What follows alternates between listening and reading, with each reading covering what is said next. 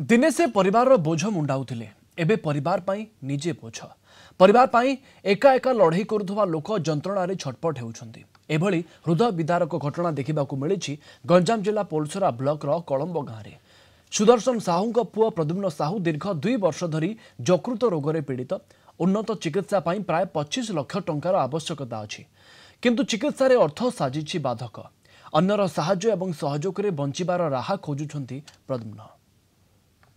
वर्ष है सेजरे पड़ी अच्छा तो डॉक्टर कहते 25 लाख दरकार। मो पाखे 25 टंका भी ना, जहाँ जी सरी जाइए। तुमको अनुरोध करुच्ची, सरकार को अनुरोध करुच्ची मो स्वामी की साहाय्य करंतु। छोट छोट पिला छुआ जोड़े जोड़े कमेवाई किए भी ना। रोजगारिया पुआ 2 वर्ष है पड़ी सेजेरे। मोर कौन कि ना, घर द्वार धन संपत्ति बिल बाड़ी कौन ना। भिक मागिकी खाइला परी खटिले खाइलु ना भोकरे रहिलु। मु किमिति ताहिर उद्धैबी।